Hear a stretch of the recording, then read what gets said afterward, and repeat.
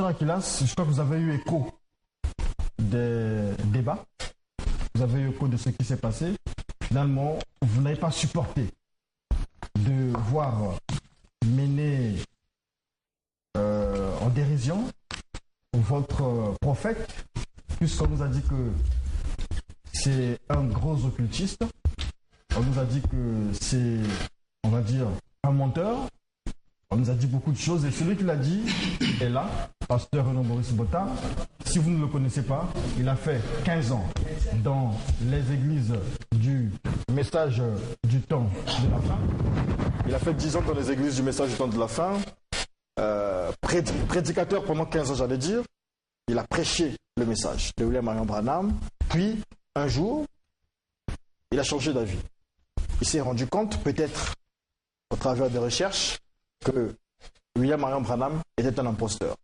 Finalement, les gens se sont demandé, est-ce que Renaud Maurice Botta, son appel, sa mission, c'est simplement détruire Branham? C'est ce qu'il fait jusqu'à présent. Est-ce qu'on peut toujours continuer le débat ou bien vous êtes prêts? Oui, je suis prêt pour le débat. D'accord. Le débat, donc, c'est comme nous le faisons d'habitude.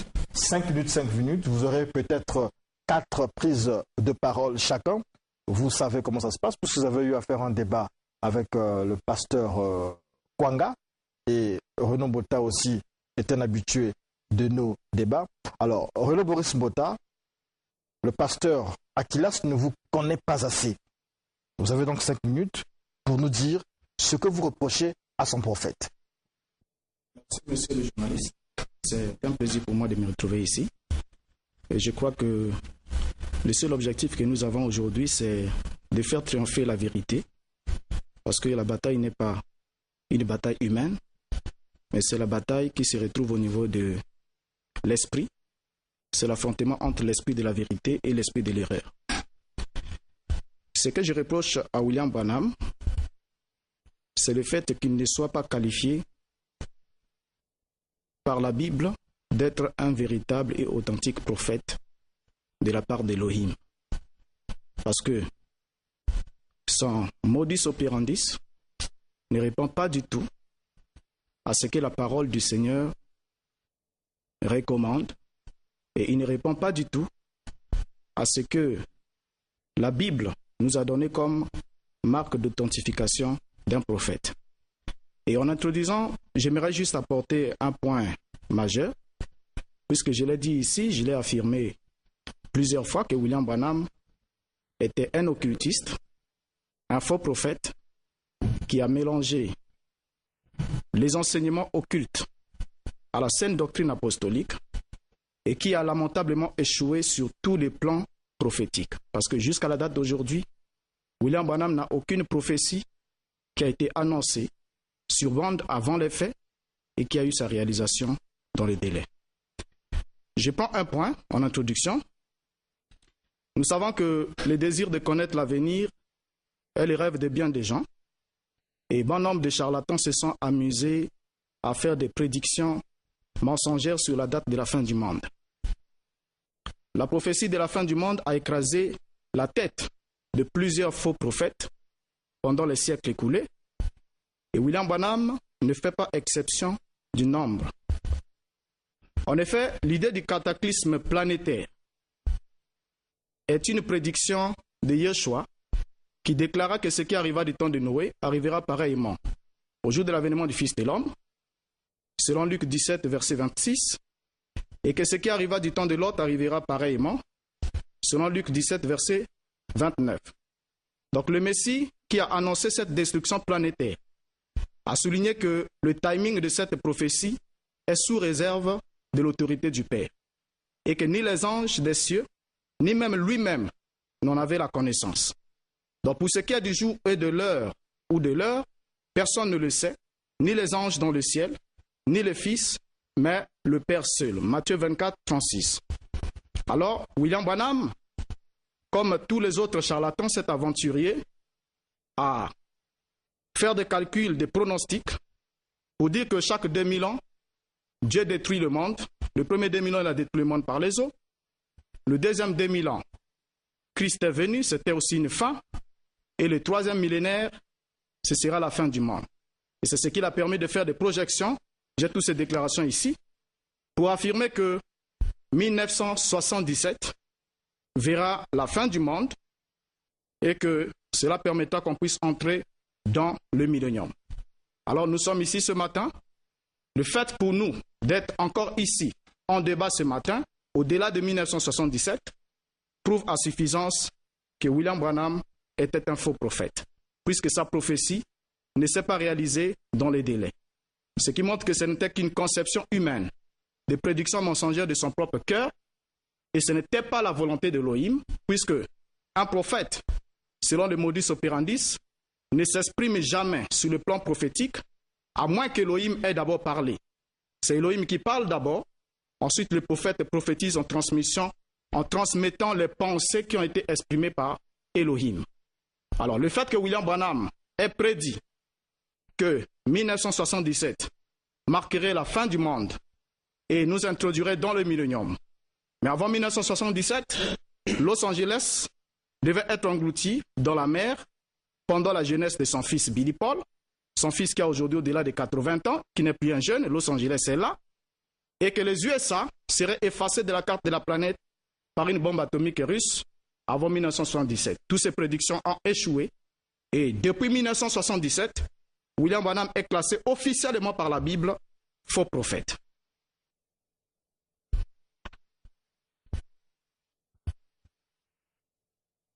À moi. Merci, j'ai suivi ce que M. Mbota a donné ici comme preuve que William Branham soit un faux prophète parce qu'il aurait prophétisé la fin du monde en 1977. Mais pour les raisons d'éthique, j'aimerais quand même saluer la télévision, saluer l'église primitive, saluer mon pasteur Caspierre à Kinshasa, au quartier général. Oui, et je voulais, avant de continuer, d'abord lire dans le livre propre de William Marion Branham à la page 313.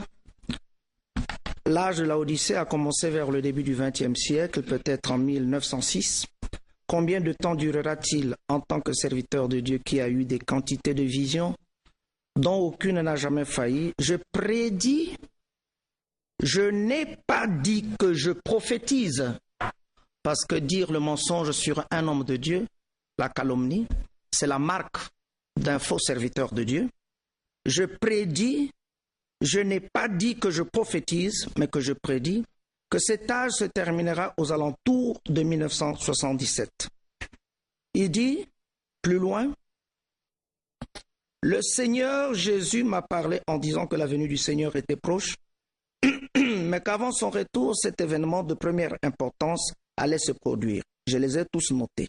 Et ce matin-là, j'ai raconté la révélation du Seigneur d'après la première vision. Là où il parle de Mussolini, là où il parle aussi de Adolf Hitler, il dit, il donne cette prédiction jusqu'à 30 ans. Si après 30 ans, cela ne se réalise pas, il faut mettre ça de côté. William Branham n'a jamais prophétisé que 1977 serait la fin du monde. Dire que William Branham est un faux prophète, c'est une erreur monumentale, c'est un orgueil mal placé. Parce que moi-même, je prêche le message, je le crois, le message des 7 sceaux annoncé par le prophète Daniel dans son chapitre 12, versets 4, 8 et 10. Toi, Daniel, tiens secrète ces paroles et scelle le livre jusqu'au temps de la fin. Plusieurs le liront et la connaissance augmentera. Et ce message a été apporté bel et bien par le prophète de Malachie, chapitre 4, versets 5 à 6, qui est le prophète William Marion Branham. La prophétie de Malachie chapitre 4, versets 5 à 6, comme toutes les prophéties de la Bible, est conditionnée et soumise à une condition. Sachez avant tout qu'aucune prophétie de l'Écriture ne peut être l'objet d'une interprétation particulière. Vous savez que William Marion Branham est le prophète de Malachie chapitre 4. Nous ne devons pas expliquer Malachie 4 avec l'explication des êtres humains. Jésus-Christ a dit, il est vrai qu'Élie viendra et rétablira toutes choses. Et il n'y a que William Branham qui est venu rétablir toutes choses, c'est-à-dire les enseignements qui étaient dans l'Église primitive au début. Les sceaux dont il a parlé en lisant Matthieu chapitre 24, c'est William Branham qui les a prêchés. C'était annoncé dans Apocalypse chapitre 5 depuis le verset 1. Le mariage et le divorce, William Branham l'a prêché, comme Paul l'a prêché. Le baptême au nom du Seigneur Jésus-Christ, William Branham l'a prêché. Le non-enseignement de la femme, William Branham l'a prêché comme l'Église primitive l'enseignait. Ignorer que l'Église primitive du début a subi des secousses le long des âges jusqu'à ce que le rétablissement vienne, c'est être le plus ignorant sur la face de la terre. Je crois que si les gens ne comprennent pas les 7 âges de l'Église, mais c'est parce qu'on a fait l'aventure. 15 ans de prédication, 15 ans dans le message, sans être capable de connaître ce qu'il enseignait. Le frère sera d'accord avec moi, mon jeune Mbota, qu'il est aventurier. Aventurier dans ce sens où il a donc prêché pendant 15 ans sans savoir ce qu'il prêchait. Et il a prêché pendant 15 ans, ce qu'il faisait, il ne le connaissait pas. Et toutes ces personnes sont où? Si un aveugle conduit les aveugles, ils tomberont tous dans la fosse. Donc c'est un aventurier et il est entré dans la nouvelle aventure, c'est de marcher sur un terrain où il lui sera dur de regimber contre les aiguillons. Moi je crois de tout mon cœur que William Branham est le seul prophète qui a apporté la véritable révélation sur les 7 sceaux. C'est ce que Jésus avait prêché, il l'a répété sans le comprendre. C'est comme ça qu'il était lorsqu'il était dans le message.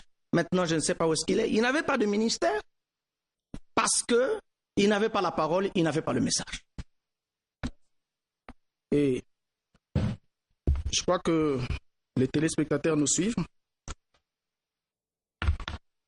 Quand on veut prendre comme excuse que William Branham avait prédit sans avoir prophétisé, j'aimerais d'abord faire comprendre à mon ami que le fait que le Christ ait déclaré que la date de la fin du monde est sous réserve de l'autorité du Père, et quiconque s'aventure en tant qu'humain à pronostiquer sur la date de la fin du monde est déclaré faux prophète avant même le délai qu'il a fixé. Et j'ai la liste ici, elle est très longue, depuis le 2e siècle, des milliers, des centaines, s'il faut dire, de faux prophètes sont passés et ils ont prédit la fin du monde. Parmi eux, il y a Rutherford des témoins de Jéhovah, il y a aussi Tess Russell, et William Branham ne fait pas exception. Et quand William Branham dit dans la prédication, les 70e semaine de Daniel, paragraphes 196 et 197, je les cite. Maintenant, si on calcule le temps, on voit qu'il nous reste exactement, écoutez, 17 ans. Là, nous sommes en 1961.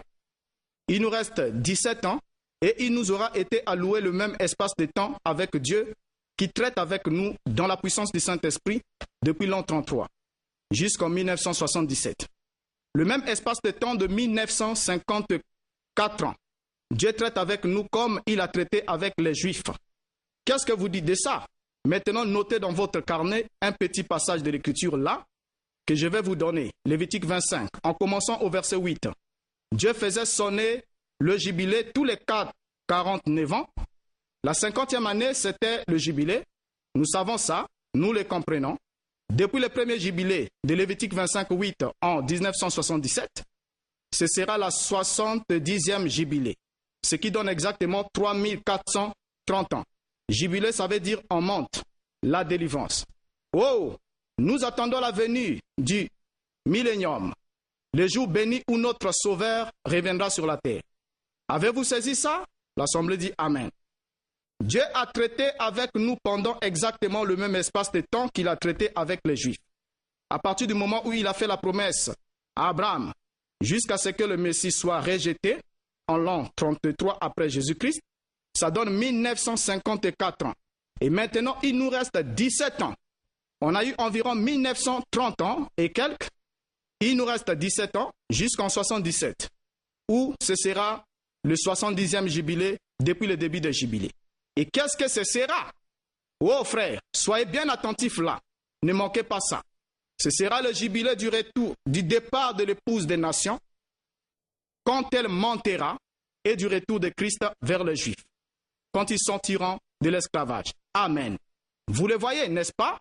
Ils sont venus du monde entier. Ça ressemble, c'est ressemblé là-bas, pour ce jour-là. Oh là là, vous voyez où nous en sommes? Nous ne savons pas à quel moment ça pourra arriver. Nous sommes au temps de la fin. Et il continue dans la suite. Alors, nous notons ici, comme le pasteur a su bien le dire, que Branham a dit que j'ai prédit, mais la Bible est claire là-dessus. Elohim dit, j'accomplis ce que prédisent mes envoyés. Et lorsque un envoyé, un prophète, prédit des choses qu'Elohim ne lui a pas dit, il prouve qu'il n'était pas un prophète. Parce que selon Branham lui-même, il dit qu'un prophète est conçu pour ne pas penser ses propres pensées. Il ne s'exprime pas aussi longtemps que le ciel n'a pas parlé, et c'est quand Elohim parle, alors le prophète peut prophétiser. Selon Amos chapitre 3, le verset 7 à 8. Donc aussi longtemps qu'Elohim n'a pas parlé au ciel, quiconque s'aventure à parler, Elohim dit que c'est un menteur. Je ne leur ai pas parlé, je ne leur ai pas envoyé. Ce sont les vaines prédictions de leur cœur qui vous annoncent en mon nom. Et voilà pourquoi ils ne réalisent pas ce qu'est accompli ce prophète-là. Alors, dire que Branham a prêché le message des sceaux, c'est un mensonge, puisque cela est prouvé que les sceaux ont été un plagiat qu'il a puisé chez Clarence Larkin, qui a écrit un livre sur The Book of Revelation, avant même que Branham soit là, arrive au ministère. Et tout ce que Branham a enseigné sur le sceau, premier sceau jusqu'au 7e sceau, c'est un plagiat qu'il a tiré de cet auteur-là. Et avant de changer son point de vue sur le sceau, il vient dire un mensonge, comme quoi il avait rencontré 7 anges. Dans l'histoire que vous et moi connaissons, que les 7 anges, en montant, ont formé une pyramide, et quand ils sont arrivés dans les airs, ils ont été photographiés par la science, alors qu'aujourd'hui, il a prouvé entre vous et moi que William Branham n'était jamais sur le lieu de la scène, et qu'il a menti au monde entier en disant « je me tenais juste au-dessous de ce nuage du 28 février ». Alors, dit qu'il a prêché, il est le prophète de Malachie 4, c'est aussi un mensonge. J'ai posé la question la fois passée pendant le débat. Quel est le pays qui est menacé d'être frappé d'interdit au cas où Malachie 4 ne serait pas reçu? Oui, le garçon est courageux de débiter des blasphèmes sur la parole du Seigneur. Malachie 4, je reviens, parle bel et bien du prophète William Marion Branham. J'ai déjà parlé de l'année 1977 comme étant une prédiction. C'est là que William Branham peut être reconnu comme un homme le plus honnête que les personnes qui s'engagent dans les aventures et qui ne peuvent pas sortir de là avec la vérité. Il a dit clairement, je prédis, je ne prophétise pas. Est-ce que William Marion Branham n'avait-il pas son côté humain? Quel est le prophète qui dans la Bible n'a pas commis de faute? Noé a commis de faute. Il a bu le vin, il s'est saoulé. Abraham a commis de faute, il a menti. Moïse a commis de faute, Moïse a même tué. David a commis de faute, il a commis adultère. L'apôtre Paul a commis de faute, il a préparé la mort d'Étienne. William Marion Branham est un homme faillible, mais William Branham demeure le prophète. Il dit le plagiat du docteur Larkin. William Branham lui-même corrige dans le premier sceau que selon le docteur Larkin, le cavalier sur le cheval blanc serait le Saint-Esprit. Et William Branham avait même pris ça. Il voulait même enseigner sur ça. Mais il dit, voici la révélation que le Seigneur m'a donnée. La révélation que le Seigneur l'a donnée, c'est que le cavalier sur le cheval blanc, c'est l'Antichrist.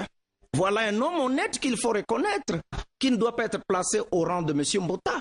M. Mbota change. Hier, il a changé. Aujourd'hui, il change. Demain, il va changer. Mais William Branham était capable de dire que moi, je suis un menteur. Là, j'ai menti. Il ment les avocats, il va les voir, il dit j'ai menti. Les avocats ont dit, parce que tu as montré cette marque d'honnêteté, nous aurons toujours confiance en toi. Mais pour ce qui est de la prophétie de Malachie chapitre 4, je reviens très bien. Ce n'est pas à Mbota d'expliquer Malachie 4. Plus que Yehoshua à Machia, dans Matthieu 17, à partir du verset 10 au verset 12. Yehoshua dit clairement, il est vrai qu'Élie viendra. Et pourtant, sur la montagne, il y avait 2 prophètes, Moïse et Élie. Mais lui, M. Mbota, lui, il veut mélanger Moïse et Élie dans la prophétie de Malachie chapitre 4. Est-ce qu'il est plus que le Seigneur Yeshua? Est-ce que toi, tu es plus que le Seigneur Yeshua? C'est l'orgueil. William Branham est le prophète de Malachie 4. Jésus a dit qu'il viendrait pour établir toutes choses. Lui-même, l'apôtre Pierre, qui était témoin de cette réponse et qui avait compris la réponse, a dit dans Actes chapitre 3, « Repentez-vous et convertissez-vous afin que vos péchés soient effacés et que vienne des temps de rafraîchissement de la part du Seigneur qui va vous envoyer celui qui vous a été destiné, Yeshua, jusqu'au temps du rétablissement de toutes choses en entendant Jésus est gardé au ciel. » Donc, William Marion Branham, qu'il le veuille ou qu'il ne le veuille pas, il a dit lui-même dans la prédication, la colonne de feu, Dieu a déjà parlé, parce que la colonne de feu qui a été photographiée sur lui, sur sa tête, que mon jeune homme a piétiné, le piétinera au dernier jour, qu'il en soit sûr, il n'est pas fort devant la parole du Seigneur. Ce n'est pas les croyants qui avaient pris cette photo, c'était les païens qui avaient pris cette photo. C'était les grands laboratoires du monde. Douglas, c'est les grands laboratoires qui ont démontré que c'était la présence d'un surnaturel. Je répète, William Branham est le prophète de Malachie chapitre 4. Qu'ils ne prennent pas les manquements d'un homme de Dieu pour l'appeler un faux prophète. Mais lui, il est qui? Lui, il est qui? Je ne sais même pas qui il est. William Branham est le véritable prophète du temps de la fin. Le monde en est convaincu. Moi, je suis convaincu qu'il est le prophète qui a apporté le message du temps de la fin. Je pense que si M. Mbota veut noyer William Marion Branham par les Écritures, il ne s'en sortira pas. Nous ne sommes pas à l'église primitive les gens qui prêchons toutes les paroles du prophète Branham. Nous prêchons la parole de Dieu qu'il a reçue par révélation auprès de Dieu. Voilà la différence entre l'église primitive et toutes les assemblées du message dans lesquelles il avait été. Nous pouvons mettre la séparation entre ce qui est vil et ce qui est correct. Et là, le Seigneur nous utilise. Donc, nous ne pouvons pas être d'accord avec ce que dit M. Mbota. Il est en train de lire là les calculs que le prophète Branham a fait au sujet de l'année 1977. Mais William Branham lui-même enseigne clairement dans les sceaux que personne ne connaît le jour et l'heure de la venue du Seigneur. Donc, c'est un prophète honnête que cet homme ne veut pas reconnaître. Merci beaucoup. Et nous sommes tous témoins que vos affirmations sont à la volée, vous les lancez à la volée. De William Branham, que vous ayez éclairé les télés. Branham était un homme failli. Il a déjà écroulé les dogmes qu'avait précis le pasteur. Disons qu'il était doté du pouvoir. Le fait que William Branham soit assurance, il est un menteur, puisqu'il a à ses brochures, à ses banques, l'autorité, ainsi dit le Seigneur. William Branham même, et je vais vous prouver ici, Branham lui, que vous êtes belle contre son message. Ainsi dit le Seigneur. Pas question de les juger. Il continue. Question-réponse du 12 janvier 61, paragraphe 348. Un prophète, c'est une fonction, un don de prophétie. C'est un don. Un prophète l'est de naissance. Il a l'ainsi dit le Seigneur, frère. Il l'a de façon ininterrompue. Rien ne peut s'infiltrer là-dedans. Vous voyez, c'est un prophète. Donc, William Branham, s'il était un prophète, selon sa propre définition, il devait avoir l'ainsi dit le Seigneur de façon ininterrompue. Donc, quand il se tient du haut de la chair pour prêcher la parole ou proclamer les oracles, dit avoir reçu de la part d'Élohim, l'erreur n'est pas admise. L'apôtre Paul dit que notre prédication n'est pas fondée sur l'erreur. Et si William Branham a fondé toute sa prédication sur l'erreur, je peux vous le prouver si c'est une affaire de temps. Chaque brochure de William Branham contient des hérésies et des faussetés. Toutes les brochures. Mais pourtant, ce sont ces citations, ces morceaux de citations qui sont lits du haut des chairs. Et on dit, croyez ce que le prophète dit. Et William Branham lui-même va le dire. Il va dire ceci à propos de ces bandes. Il dit que lorsque vous écoutez ce que je dis sur bande, ce n'est pas moi qui le dis, mais c'est le Seigneur qui le dit parce que ce n'est pas ma parole. Mais pourtant, du haut de la chair, chaque fois on dit, frère Branham dit, et cela atteste que frère Branham en question n'est pas est auteur de la parole qui est prononcée, et ce n'est pas le Seigneur qui est l'auteur, qui en est l'auteur. Il continue de dire ceci, donc possédant les portes de l'ennemi. Ce don ne consiste qu'à se soumettre à lui, c'est tout. Je ne dis rien, c'est lui qui parle. Et s'il s'agit de son esprit de prophétie, le prophète a toujours eu l'ainsi dit le Seigneur. C'est toujours juste. Il n'est pas question de doctrine, parce que cela devrait s'aligner parfaitement sur la Bible s'il s'agit de Dieu. Dieu ne peut pas dire quelque chose pour ensuite revenir là-dessus et le modifier. Cela doit toujours rester pareil. Alors, si, selon William Branham, c'est Dieu qui avait parlé par la bouche de Yeshua à Mashiach, en disant que personne ne connaissait la date de la fin du monde, que même les anges du ciel ne connaissaient pas cela. Même lui-même, le Fils, ne le connaissait pas. Et c'était une date sous réserve de l'autorité absolue du Père. Que je souligne ici en passant que le Père est différent du Fils. Alors, si aujourd'hui, un homme s'hasarde, puis c'est William Branham dit qu'il était conduit par son ange, qui lui enseignait tout ce qu'il devait dire, toutes les révélations qu'il a données, c'était son ange qui lui a enseigné. Donc c'est son ange, ce démon-là, qui lui a enseigné que le monde connaîtra fin en 1977. Et du coup, le fait déjà d'accepter cette parole de l'ange classe William Branham comme faux prophète et que son ange n'est pas un ange du ciel, puisque le Christ dit « Aucun ange du ciel ne connaît cette date ». Alors, donc, insister ici que William Branham est le prophète de Malachie 4, c'est archi faux, parce que vous ne pouvez pas le prouver. Le livre de Malachie 4 a été adressé à un peuple, le peuple d'Israël, 400 ans avant la venue de l'Église. Et on ne peut pas dire que la promesse de Malachie 4 est faite à l'Église. Hors de question. Trouvez une autre écriture pour justifier cela.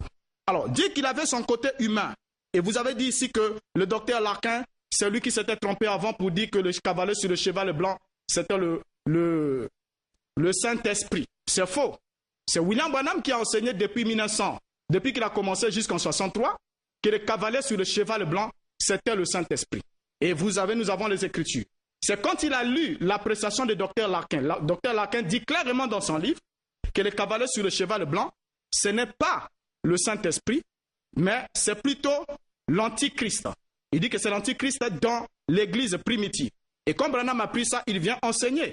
Et je vous apprends en passant ici que le message de Branham, ce n'est qu'un plagiat qu'il a puisé chez Clarence Larkin. Donc il a échoué prophétiquement en annonçant que 1977 était la date de la fin du monde. Arrêtez, monsieur Mbota, à débiter les bobards. Je vous informe que si je n'ai pas amené les brochures ici, c'est parce que c'est encombrant. Dans la prédication, monsieur Esseler, William Marion Branham dit clairement, l'ainsi dit le Seigneur ne peut pas être pris pour tout ce qu'on dit. Lorsque c'est l'ainsi dit le Seigneur, on l'annoncera. Dans la prédication, il prend soin et vous, il a dit, je vous ai dit de faire attention à ce que vous écoutez. Il y a beaucoup qui n'est que le côté humain. Mais si ça vient du Seigneur, cela vous sera annoncé d'avance. Ne prenez pas William Marion Branham. Oui, merci beaucoup mon frère. Il dit ici, c'est la raison pour laquelle je dis cela, et non pas parce qu'il y aurait une prophétie quelconque à leur sujet. Je n'ai rien reçu du Seigneur les concernant. Maintenant, c'est moi qui vous parle. Mais quand c'est lui qui parle, je vous dis, ce n'est pas moi, c'est ainsi dit le Seigneur. Donc, il faut respecter l'homme du Seigneur, la parole du Seigneur. Il faut répéter ce qu'il a dit et il faut comprendre ce qu'il a voulu dire. William Marion Branham ne peut pas avoir l'ainsi dit le Seigneur d'une façon ininterrompue parce que c'était un homme. L'homme a toujours son côté faillible. Donc, lorsque vous parlez de... Ça va, frère, ça va. Lorsque vous parlez qu'il n'est pas le prophète de Malachie chapitre 4, vous voulez être ce prophète-là. Si vous étiez ce Malachie 4-là, vous seriez dans la joie. Vous avez dit que les deux prophètes qui vont venir, c'est Élie et Enoch. Mais où est-ce que vous avez tiré cela? Vous avez tiré ça de quel verset biblique? Vous êtes là pour renverser la foi des familles ignorantes. Les deux prophètes qui vont venir, c'est Moïse et Élie. Et toi, tu as dit que c'est Élie et Moïse. Et tu as dit, les deux prophètes, il est annoncé qu'ils seront morts. On les mettra à mort sur la place appelée Égypte et Sodome. Parce qu'il est écrit dans la Bible, il est réservé à l'homme de mourir une seule fois, après quoi vient le jugement. Je vais te poser la question. Lazare est mort combien de fois? Monsieur Mbota, combien de fois Lazare est mort? Il faut répondre aussi aux questions. Donc, il ne faudrait pas que tu blagues avec l'ainsi dit le Seigneur. William Branham a précisé qu'il avait l'ainsi dit le Seigneur en tant que prophète. Et tous les prophètes, quand ils viennent, il y a un temps où ils ont l'ainsi dit le Seigneur. Maintenant, pour ce qui est des paroles de William Branham, comme je viens de lire ici, ça c'est une prédication, je crois, de 1965, comme je viens de lire ici, quand il s'agit de l'ainsi dit le Seigneur, il va le dire. Si vous insistez, je pense que la seule chose que je dois faire ici, en te regardant dans les yeux, c'est de te maudire. Parce que le prophète William Branham est le véritable prophète. Tout ce que tu es en train de dire, tu es venu en retard. C'est ça que tu fais les recherches pour connaître les erreurs du prophète de Dieu. Mais le prophète de Dieu a dit, quand vous chercherez les erreurs dans ma vie, vous en trouverez beaucoup. Mais quant à la parole du Seigneur, elle ne peut pas faillir. Vous dites que je puisse trouver une autre écriture, mais vous avez dit aussi de Luc 17, 30 que William Branham a fait la confusion au sujet de Genèse 18 et Genèse 19. Au lieu de parler de Genèse 19, il parle de Genèse 18. Mais monsieur Mbota, Genèse 19 sort d'où? Les deux anges qui sont allés à Sodome et Gomorrhe, qu'on voulait coucher avec, ils viennent d'où? N'est-ce pas ensemble avec Elohim? Vous avez débité ici que William Branham a cherché l'adoration. Mais William Branham n'a jamais dit cela. William Branham dit clairement, moi je suis l'ange et le fils de l'homme, c'est pas moi. Le fils de l'homme, c'est le Seigneur Yeshua Hamashiach.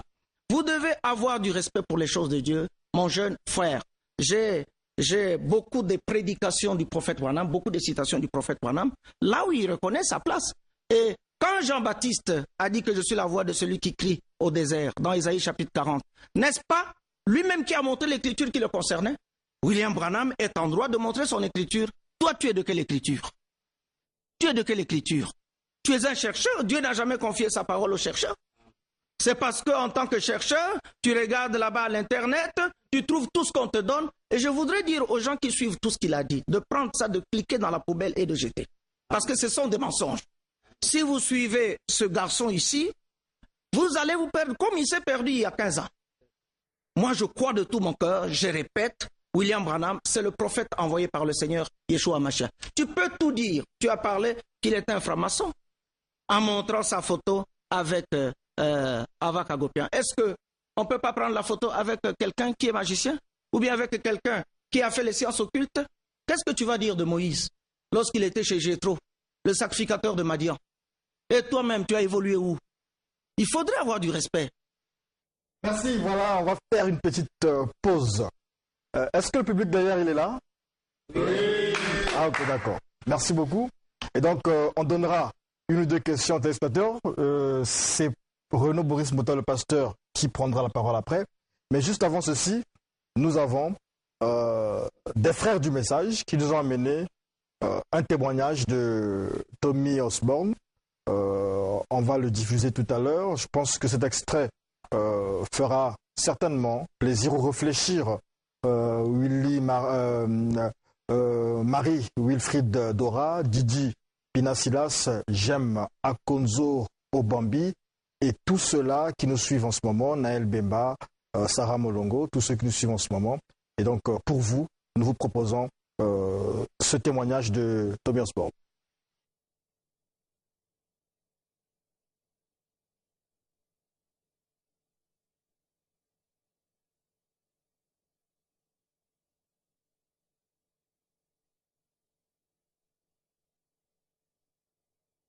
Tommy Osborne, comme dit, je pense qu'on peut laisser passer le témoignage de Tommy Osborne.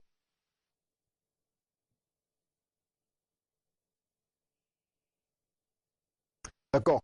On me dit qu'il y a un petit problème technique. Donc ce qu'on va faire, c'est qu'on va donner la parole à Renaud Boris Mbota. Il répond au pasteur Aquilas. Ensuite, nous pourrons recueillir 2 ou 3 questions dans le public, dans le petit public que nous avons aujourd'hui. Merci beaucoup. Et comme nous pouvons le constater déjà, pour ceux qui ont l'œil, de pouvoir regarder au-delà des mots et d'apprécier les choses, que mon ami ici n'est vraiment pas à la hauteur du débat que nous sommes en train de mener maintenant. Parce que je pensais que vous étiez quelqu'un qui soutiendrait absolument que William Branham avait l'ainsi dit le Seigneur. Alors, je vous l'ai dit tantôt que en lisant Branham ici, je prouverai que vous vous êtes aventurier à croire à son message. Vous n'avez jamais cru le message de William Branham parce que c'est lui-même qui le dit ici que le prophète l'est dès sa naissance et il a l'ainsi dit le Seigneur de façon ininterrompue. Alors, lorsque je vous vois déclarer devant la citation de Branham que Branham en tant qu'un homme ne peut pas avoir l'ainsi dit le Seigneur de façon ininterrompue, alors vous affirmez par là directement ou indirectement que William Branham n'est pas le prophète selon sa propre définition d'un prophète. Alors, pour dire qu'il faudra que ce soit l'ainsi dit le Seigneur, mais j'aimerais vous poser une question. Toutes les bandes que vous lisez dans vos églises, les citations que vous lisez, ne sont pas annotées du vocable ainsi dit le Seigneur. Mais pourtant, ces citations sont prises comme étant une règle, une marge.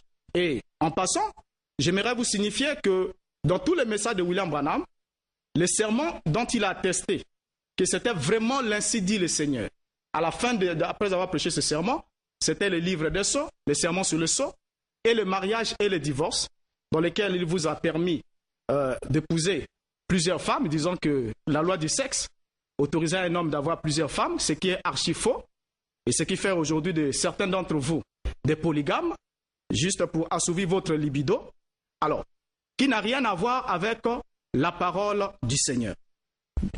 Dire que les deux prophètes, ce n'est pas Élie et Moïse, et dire que plutôt c'est Élie et Moïse, et que ce ne serait pas plutôt Enoch, comme je l'avais dit, et Élie, si je l'ai affirmé, c'est parce que la Bible dit, dans Hébreu, comme vous l'avez cité, il est réservé à l'homme de mourir une seule fois, et après quoi vient le jugement. Donc un homme qui est déjà passé par la mort ne peut plus revenir par la naissance, parce que la réincarnation est une doctrine satanique. La seule manière pour que Élie, pour que Moïse revienne sur la terre, Moïse doit de nouveau naître. Mais Moïse mourut. La Bible dit qu'il mourut et fut enterré. Mais c'est Élie qui partit sans connaître la mort.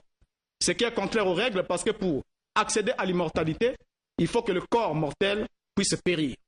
Et Enoch aussi, la Bible nous dit qu'il est allé sans passer par la mort. Il est évident que si le Seigneur veut jouer une dernière cartouche, la dernière carte de la fin, c'est au travers de ces deux hommes-là qui doivent revenir. C'est ce que les Juifs ont toujours attendu. Ils ont toujours attendu qu'Élie revienne littéralement, parce qu'il est parti littéralement. Donc il ne doit pas passer par la naissance. Élie ne passera pas par la naissance, qu'on nous montre aux Juifs que voilà, cet homme est né ici et là. Non. Et lui et Enoch descendront et accompliront leur ministère. Ils seront ensuite tués et ressuscités. Alors, donc en parlant que, voilà, Lazare est mort combien de fois? Lazare est mort, il a été ressuscité, mais il n'est pas passé par la naissance. Le problème ici, c'est la réincarnation. On ne peut pas naître deux fois dans ce monde, mourir et renaître, ensuite venir encore, ce qui est archi faux. Vous avez déclaré que je cherche les erreurs de William Branham, et Branham dit que si vous cherchez mes erreurs, vous allez en trouver.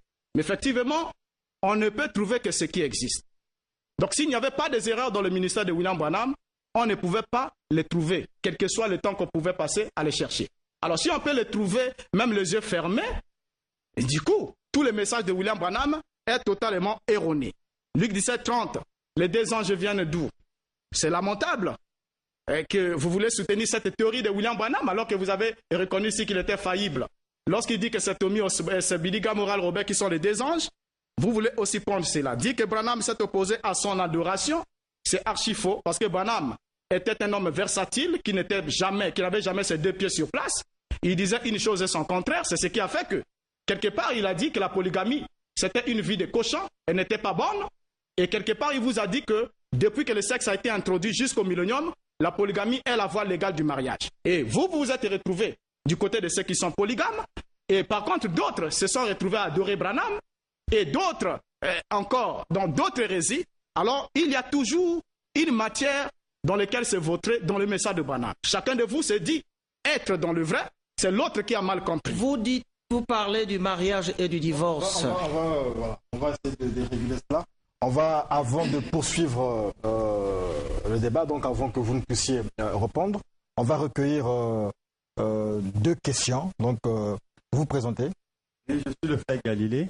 J'aimerais poser mes deux questions. Vous croyez au message ou non? Non, je suis contre le message. D'accord, allez-y. Voilà. J'aimerais connaître un peu les réponses du pasteur Aquilas. Voici mes deux questions. J'aimerais, parce que lorsque je vois les 7 âges de l'Église, il y en a 7 messagers. Mais j'aimerais que vous puissiez me donner les versets qui prouvent que voici la prophétie de Irénée, voici la prophétie d'un tel. Parce que les prophètes comme tels, ils doivent avoir au moins une connaissance pour ce qui leur concerne. Donc là, nous avons cette première question-là. Donc, les prophètes de chaque messager, Irénée, Colombo, Martin, Wesley. Ça, c'est la première question. La deuxième question, j'aimerais aussi qu'il puisse me situer, parce qu'il parle constamment de Apocalypse 10, 7. Arrivé au 7e ange, quand ils sont à la trompette, tout le mystère de Dieu s'accomplirait. Quand on parle du 7e ange, ça veut dire qu'il y a eu le premier ange, deuxième, troisième, quatrième. Il peut me situer chaque trompette, selon chaque messager.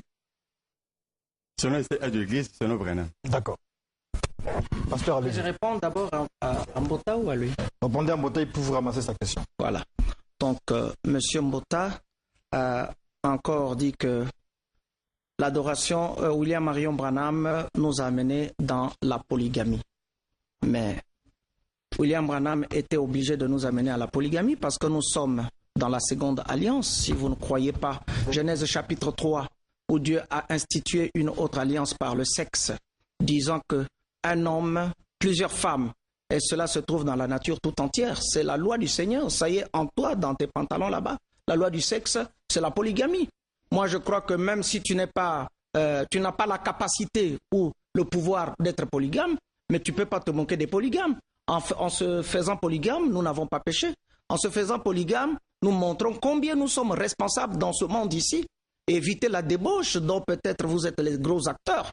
Nous ne marchons pas dans la débauche. Nous marchons dans la polygamie et c'est la loi du sexe, c'est la loi du Seigneur jusqu'à la fin des temps. Personne n'a été contre la polygamie. Salomon, David et tous les autres ont représenté Yehoshua Mashiach. Et Yehoshua Mashiach, tu ne seras jamais avec lui parce qu'il est polygame lorsqu'il viendra pour chercher son épouse constituée de plusieurs membres. Tu penses que lorsque tu es en train de débiter les choses à l'ordinateur, tu es en train d'avoir raison, tu n'as pas raison. Si tu condamnes la polygamie, tu es maudit maintenant même de ton pied jusqu'à ta coiffe. Moi, je ne crois pas que tu puisses avoir le courage de te moquer de l'ainsi dit le Seigneur. Voilà que Dieu a donné au prophète Branham sur le mariage et le divorce. Là, concernant la polygamie, c'est véritablement l'ainsi dit le Seigneur, c'est-à-dire, ça rejoint ce que dit la Bible. C'est-à-dire, cela est conforme aux Saintes Écritures. Parce que si vous condamnez un polygame d'aujourd'hui, tu vas condamner Abraham qui sera assis à table avec le Seigneur dans le royaume des cieux. Tu condamneras Jacob qui sera là-bas. Et de qui sont nés les patriarches qui ont écrit la Bible dont tu es en train d'utiliser. Si tu ne crois pas à la polygamie, il ne faut pas utiliser la Bible, il faut seulement utiliser tes recherches ésotériques ou exotériques. Mais celui qui croit la Bible doit croire la polygamie. Moi, je crois de tout mon cœur que la polygamie est une doctrine qui vient du Seigneur. C'est l'ainsi dit le Seigneur. Que tu le veuilles ou pas, que les gens le veuillent ou pas, mais ça y est en toi là-bas dans tes pantalons. Pour répondre à mon jeune frère qui a parlé des 7 âges de l'Église, William Marion Branham, le message qu'il a apporté, le message sur les 7 sceaux, est clair. Le message des 7 sceaux est venu décrire l'Antichrist. Et pour ce qui est des 7 âges de l'Église, William Branham a fait des recherches dans la Bible, a fait des recherches dans l'histoire ancienne pour montrer les 7 âges de l'Église. Parce que c'est Christ et son Église dans la prophétie. Vous ne pouvez jamais comprendre Christ et son Église dans la prophétie si vous ne connaissez pas les Saintes Écritures. Ce qui est donné en image dans les 7 villes d'Asie mineure, vous ne le croyez pas. Mais c'est là l'image de ce que le monde devait subir. Chaque âge de l'Église est imagé par la vie qui se passait dans ces 7 églises d'Asie mineure. Moi, je connais, le prophète Branham nous enseigne, le premier messager, c'est Paul. Le dernier, c'est William Marion Branham. Et l'autre question que vous avez posée, c'est laquelle? Apocalypse 10.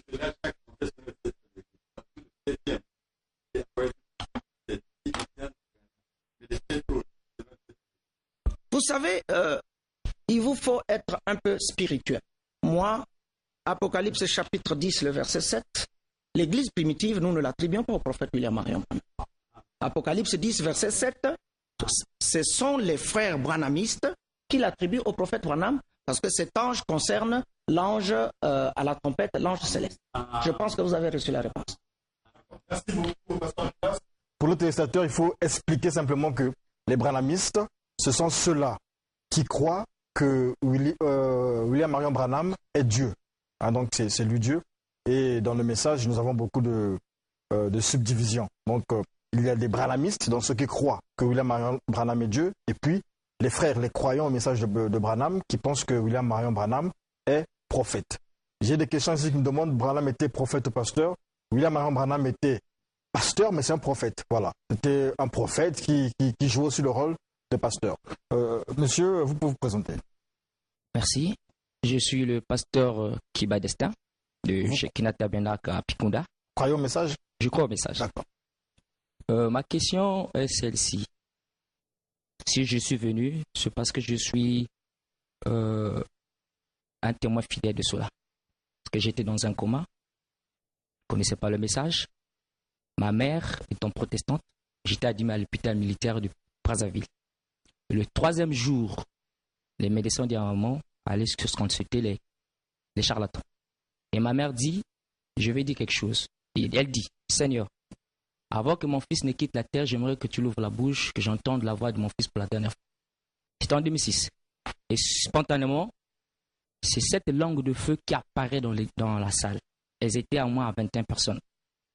Et cette langue de feu tournoie et vient se mettre sur ma tête, aux cheveux de mon lit. Et ma bouche s'ouvre. Et dit, cet enfant, je l'ai lu, je l'ai prédestiné, je l'ai choisi, je l'ai préordonné, mais l'enfant m'a tourné le dos. Maintenant, j'ordonne de suivre le message du temps de la fin que j'ai envoyé par mon serviteur, le prophète William Aaron Branham. Et ma mère, ce qui fait le récit, elle me dit, cette langue de feu, j'avais vu ça sur la tête d'un blanc dans la maison de ton oncle. Et 4 jours après, quand je vais chez mon oncle, je trouve cet homme blanc qu'elle parlait, c'était le prophète William Branham. Alors, il y a 3 choses qu'on doit faire. Ne pas mal interpréter l'écriture, ne pas mal placer l'écriture, ne la disloquez pas. Monsieur Mbota dit ceci, que les 2 témoins doivent être Élie et Enoch. J'aimerais que vous me le situiez dans la Bible. Ouvrez-moi la Bible, que vous me le montrez, Enoch et Élie. Sinon que la Bible parle, l'un aura la puissance pour fermer les cieux, l'autre pour changer de l'eau en sang. J'aimerais que vous puissiez me situer ça. D'accord. Merci beaucoup.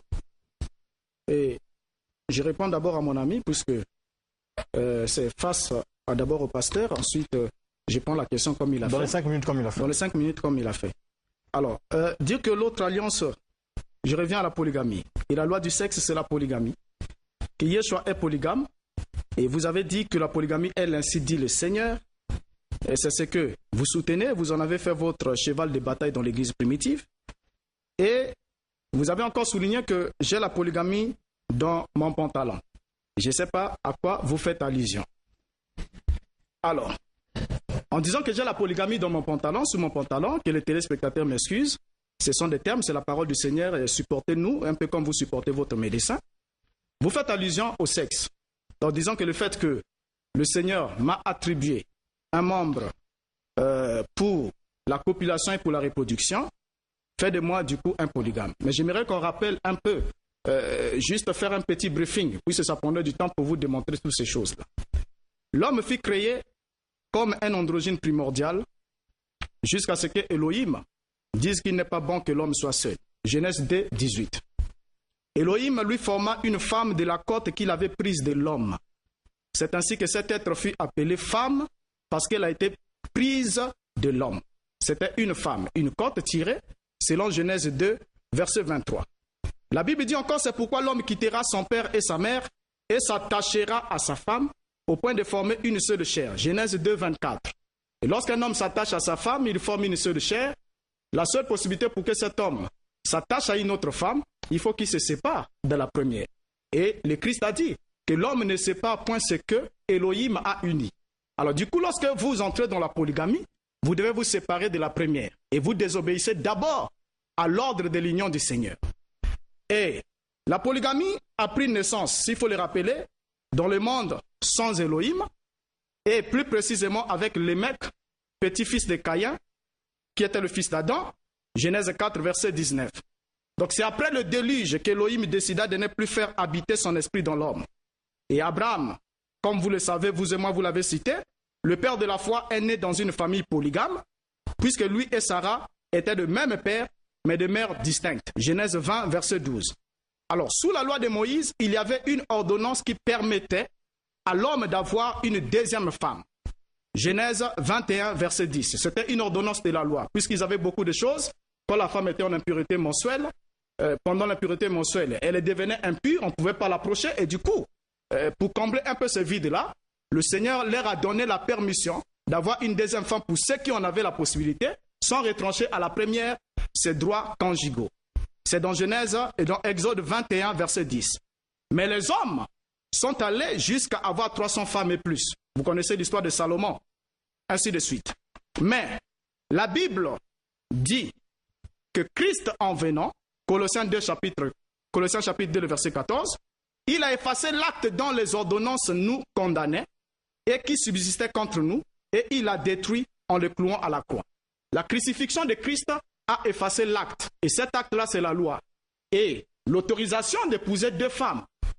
Une deuxième femme, c'est une ordonnance de la loi qui a été instituée par la loi, que les hommes ont eu à déborder pour aller au-delà des 2. Mais la Bible dit, l'apôtre Paul dit, que Christ a effacé l'acte dont les ordonnances nous condamnaient en le détruisant à la croix. Alors, Christ en partant dit dans Matthieu chapitre 28, le verset 20, « Et enseignez-leur à observer tout ce que je vous ai prescrit. » Il vous reste une minute. Paul, l'apôtre par excellence de la Bible, n'a jamais employé dans son langage, il n'a jamais employé dans ses sermons un langage de pluralité. Il a dit dans 1 Corinthiens 7, verset 2, « Toutefois pour éviter l'impudicité, que chacun ait sa femme et que chaque femme ait son mari. » Alors dans Galates 1:8, il déclare anathème quiconque vient enseigner notre évangile. Donc dire que Christ, Yeshua Hamashiach polygame, c'est faux, parce que dans l'Apocalypse, il a été dit dans l'Apocalypse 21, verset 9, l'ange montra à Jean, il dit, viens, je te montrerai l'épouse. Et la Bible précise bien, viens, je te montrerai l'épouse, la femme de l'agneau.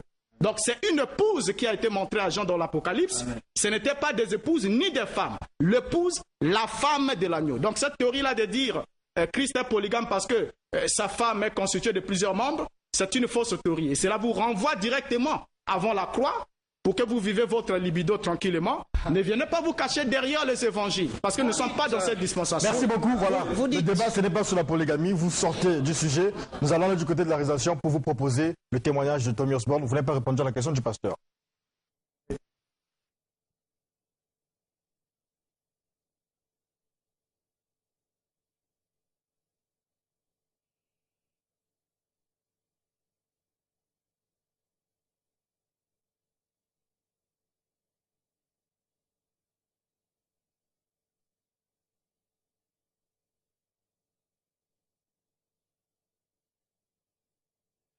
This is my witness. Ceci est mon témoignage. Jesus Christ walked into our bedroom, Jésus-Christ a marché dans notre chambre à coucher, not on the floor, non pas sur le plancher, in the air. mais dans les airs. His eyes were like blazes of blue fire, Ses yeux étaient comme du feu à laser bleu. but not anger, Non pas de colère, burning love. mais d'un amour brûlant. His feet were like pillars of Ses integrity. pieds étaient comme le pilier de l'intégrité. It's as fresh to me tonight as it was then. C'est aussi frais pour moi ce soir comme ça a été ce jour-là. I lay there as one dead. Je m'étendus là comme un mort. I couldn't move a finger or a toe. Je ne pouvais pas bouger un doigt ou un orteil. Water poured out of my eyes, but I wasn't crying. Des larmes coulèrent de mes yeux, bien que je ne pleurais pas. It's too much for the physical C'en était body. trop pour le corps physique. I don't know how long it was before I was able to get on my face. Je ne sais pas combien de temps cela a duré avant que je sois en mesure de relever mon visage du sol. And I lay there until 2 o'clock in the afternoon. Et je restais là jusqu'à 2 heures de l'après-midi. When I came out of that room, Quand je suis sorti de la chambre, and Daisy looked at me, Daisy m'a she regardé said, I knew I had a new husband. et elle a dit « J'ai su que j'ai eu un nouveau mari. We had been to India. Nous avons été en Inde. We had seen dead religion. Nous y avons vu des religions mortes. I said to her in tears, Je lui ai dit en pleurant, I said, darling, j'ai dit chérie, we're not preaching a dead religion. nous ne prêchons pas une religion morte. We're preaching a living Christ. Nous prêchons un Christ vivant. He's alive. Il est vivant. I'll never forget what that did to me. Je n'ai jamais oublié ce que cela a fait en moi. I was popular. J'étais populaire, I was j'ai successful, réussi, but I was empty. mais j'étais vide. But when I saw Mais Jesus, quand j'ai vu Jésus, all of that faded. tout cela a fané. Now that don't mean I turned against them. Ça ne veut pas dire que je me suis tourné contre cela. They're not to blame for the way I was. Il n'y a pas à les blâmer à cause de la façon dont j'ai It was été. me. I aspired to popularity. C'était moi qui aspirais à la popularité. But when I saw Mais Jesus, quand j'ai vu Jésus, Oh, my life was changed. Toute ma vie a changé. I knew Jesus was real. J'ai su que Jésus était réel. Right after that, Gordon Lindsay brought Brother Branham to Portland, Oregon. Juste après cela, Gordon Lindsay a mené Frère Branham à Portland, Oregon. In the big city auditorium that seats 8,000 people. Dans le grand auditorium de la ville, pouvant accueillir 8000 personnes. We sat in the third balcony. Nous sommes assis dans le troisième This balcon. gentle little man came out on the Ce platform. petit homme doux est sorti de la plateforme. He was like Christ to me. Il était comme Christ. He spoke very careful. Il parlait très soigneusement. If you know that name, forget all the silly things that have Si vous happened. connaissez ce nom, oubliez toutes les vilaines choses qu'on a racontées pendant toutes ces années. But at the time that I knew him, Mais au moment où je l'ai connu, he represented Christ to me. il a représenté Christ pour moi. He preached tender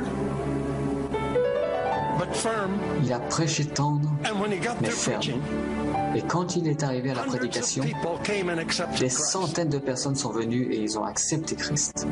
I wanted to be able to do that. Oh, j'aimerais bien être capable de faire cela. Then he called for the sick. Puis il a amené les malades. Marvelous miracles took place as we De walked. merveilleux miracles ont eu lieu pendant que nous regardions. I had my second vision. J'ai eu ma vision pour la deuxième I fois. saw Jesus in that man. J'ai vu Jésus dans cet homme. I haven't got time to tell you all that happened. Je n'ai pas le temps de vous dire tout ce qui s'est passé. There was a girl that was born deaf and Il dumb. y avait là une fillette qui est née sourde et muette.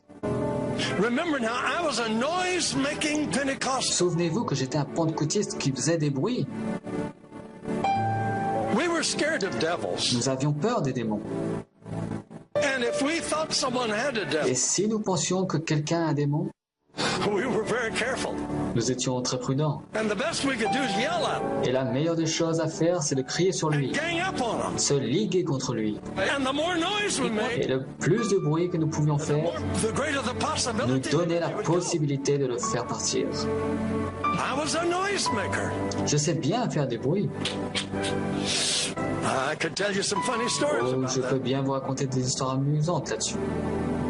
This man pulled this little girl to his side Cet homme tire la petite fille à son côté, like a father, comme un père, and he spoke so kind to the people. et si gentiment il dit aux gens, He said, "Please bow your head while we pray for the child." il dit, s'il vous plaît, inclinez vos têtes tandis que nous prions pour l'enfant. So we did. Ainsi on l'a fait. I was ready to do business. J'étais prêt à commencer les I'm bruits. telling you, he needed me. Je vous assure, This il was a devrait big avoir deal. besoin de moi. C'était un sérieux problème. I mean, I'd never tackled a deaf and dumb Je ne devil. m'étais jamais attaqué à un démon de sourd et muet. This is a serious challenge. C'était un défi très sérieux. So you imagine how I'm revving up. Vous pouvez imaginer combien mes batteries devaient être mises en You marche. know, this is going to Waouh, be a big quelle thing. affaire sérieuse. This man Cet homme, never forget his prayer. je n'ai jamais oublié sa prière. Just quiet Une prière but firm. calme mais ferme. He said, "Thou dumb and deaf Il spirit, dit, toi démon, esprit de surdité, I adjure thee by the name of Jesus je Christ t'en of Nazareth. conjure au nom de Jésus-Christ de Nazareth, Leave the child sors de cet enfant and enter her no more." et ne rentre plus jamais en elle. Silence. Silence. Wow, I was Waouh. Émerveillé. We're going Et to work j'étais on au this froid. deal now. Et vous savez, I was shocked. faites-moi confiance, mes amis. This gospel word, Cet évangile est how vrai. big can possible be in you? Et quelle est la portion de sa grandeur en toi? Stretch, Élargis-le, stretch, déploie-le, reach out, atteins le niveau, only believe. crois seulement. All things are possible Tout est possible if you can only believe. si tu peux seulement croire. God says, Dieu dit, because I love you, parce que je t'aime, you're my choice. tu es mon choix, I am with you. je suis avec toi. I'll never.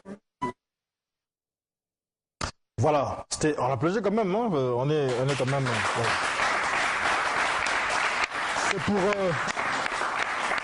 C'est pour donner du rythme à l'émission, c'est pour m'encourager aussi parce que nous là, nous ne nous droguons pas pour passer à la télé, donc notre drogue c'est vous. Alors, Pasteur Renaud Boris Mbota, Pasteur Akilas, nous sommes là pour vous. Mais on va mettre un terme à ce débat de Branham aujourd'hui. Mais si vous voulez, ce débat sur Branham, sur cette thématique aujourd'hui, mais si vous voulez revenir là-dessus, on le prendra 2 dimanches après, le temps de passer aussi à autre chose. On s'est consacré sur ce débat-là pendant, je pense, 2 ou 3 semaines. Et donc, on reste disponible, on reste disposé à faire des confrontations pour que jaillisse la vérité, pour que jaillisse la lumière. Je dis donc merci à ceux qui sont derrière, hein, si on peut les voir, ceux qui sont arrivés ce matin. Ils seraient partis à l'église, parce que beaucoup me disent non, on va à l'église, mais ici aussi c'est la vraie église. Parce que ici, c'est l'église où on ne dit pas seulement Amen, c'est l'église où on cherche la vérité en confrontant les réponses, les arguments des uns des autres, parce que à l'église, la communication est unie, directionnelle. Lorsque le pasteur parle, on dit Amen. Lorsqu'on ne dit pas Amen, on dit que vous avez un démon. Ici, on tolère tout le monde et puis que chacun dise la vérité à sa manière. Le président de la République nous l'a dit, c'est l'année de la vérité. Donc nous sommes dans la vérité. On a toujours été dans la vérité, hein, parce qu'on peut dire que nous aussi on a été prophètes, puisque depuis que nous avons créé Aréam, nous sommes à la recherche de la vérité. Et merci qu'on nous dise que 2017 soit l'année de la vérité. Pasteur Renaud Boris Mbota, vous n'avez pas pu répondre au pasteur Hilode pendant qu'on vous a donné la parole. Et vous avez 2 minutes, à la fois pour réagir par rapport à ce que Tommy Osborne a dit et pour répondre aussi au pasteur Hilode. Ça sera votre mot de fin. 2 minutes aussi pour le pasteur. Merci beaucoup. Et je crois que pour la réponse du frère, d'abord, j'apprécie le témoignage de Tommy Osborne. C'est quelqu'un qui a le droit de faire un témoignage comme tout autre. Mais j'aimerais aussi rappeler à l'opinion publique que le témoignage de Tommy Osborne n'est pas l'absolu. Parce que le vrai témoin qui confirme tous les ministères, c'est la parole écrite. Et William Branham dit que lorsqu'un esprit ne suit pas les Écritures dans la Bible, cet esprit ne vient pas du Seigneur. Donc on n'a pas besoin du témoignage de Tommy Osborne. Donc la femme est même prédicateur, alors que selon la Bible, l'apôtre Paul s'oppose à cela. Donc c'est Jésus qui a enseigné à Paul que la femme doit garder le silence dans l'assemblée, elle ne doit pas enseigner ni prendre l'autorité sur les hommes. C'est le même Jésus qui vient enseigner à Tommy Osborne que sa femme peut prêcher. Son témoignage est faux. D'accord. Alors, donc, pour juste conclure, puisqu'il y a plusieurs questions qui sont là. La réponse à la question du pasteur, j'ai apprécié d'abord son témoignage, et la langue de feu qui descend ainsi de suite. Mais mon frère ne doit pas oublier que le domaine du surnaturel est un domaine complexe. Et la Bible dit que Satan a le pouvoir de se déguiser en ange de lumière. Parce que le même témoignage qu'il dit, que la voix a dit que tu dois croire au message du temps de la fin, il y en a aussi des gens qui ont ce même témoignage qui leur a dit de croire à l'église catholique. Il y a d'autres qui ont eu le même témoignage qui leur a dit d'aller chez Kimbang, ou bien chez Djangenda, ou bien de croire en Maman Marie. Donc toutes ces visitations-là, surnaturelles qui viennent vers les gens, doivent être éclairées à la lumière des Écritures. Quand les Écritures n'attestent pas cela, cela est archi faux. Alors, donc pour dire que les 2 témoins, j'ai déjà répondu à cette question, je ne vois pas pourquoi on doit répéter cela. D'accord. Si vous avez déjà répondu, il n'y a pas de problème. Voilà. Pour dire, je l'ai montré ici, qu'il est réservé à l'homme de mourir une seule fois. On ne peut pas nous démontrer que Moïse, qui était déjà mort, va encore revenir exercer un ministère pour mourir une 2e fois. Donc il faut qu'on efface d'abord Hébreu qui dit qu'il est réservé à l'homme de mourir une seule fois, après quoi vient le jugement. D'accord. Merci beaucoup. Merci beaucoup. Merci à surtout, on ne pourra pas citer les noms à ceux qui nous suivent sur les réseaux sociaux. Facebook est envahi, WhatsApp est envahi. Merci pour votre fidélité à Télé Congo et à Studio 210. Pasteur Akilas. Merci beaucoup. Je suis aujourd'hui en présence d'un véritable faux prophète, mon jeune Mbota, qui cafouille les citations du prophète Branham et qui les met hors contexte. J'insiste et je dis aux croyants, parce qu'il est dit ici, il faut seulement croire, aux croyants de croire que William Marion Branham, en tant que prophète, a répondu par l'écriture de Malachie chapitre 4, versets 5 à 6. Ce n'est pas sur Mbota que ça s'est accompli. Et quand il est venu là, c'est trop tard. C'est déjà accompli depuis très longtemps. et nous sommes dans le message, c'est nous qui partirons à l'enlèvement. C'est nous qui irons au ciel. Lui, il va aller au séjour des morts. Et je le maudis au nom d'Adonai et Yoshua. Vous êtes Dieu?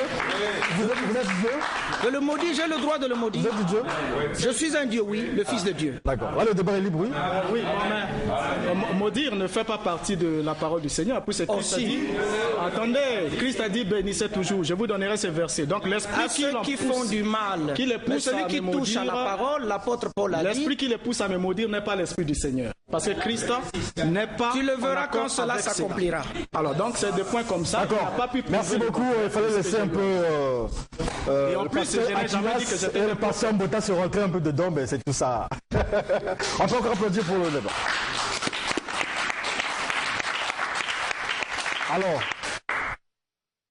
la religion, les églises, tout ce qui se passe ici, branhamistes, catholiques, pentecôtistes et tout ça, comment c'est regardé par les jeunes?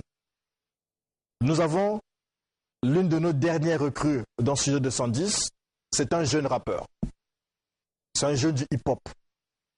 Il nous fera ce qu'on appellera désormais la chronique urbaine. Certainement un dimanche sur deux, certainement tous les dimanches. Il aura certainement des invités, mais il dira aussi des réflexions à lui. C'est un nouveau style, c'est une innovation Studio 210. On va suivre la chronique urbaine de Zikoul, qui s'interroge sur la religion et les églises. Vous matez mon co et à des églises.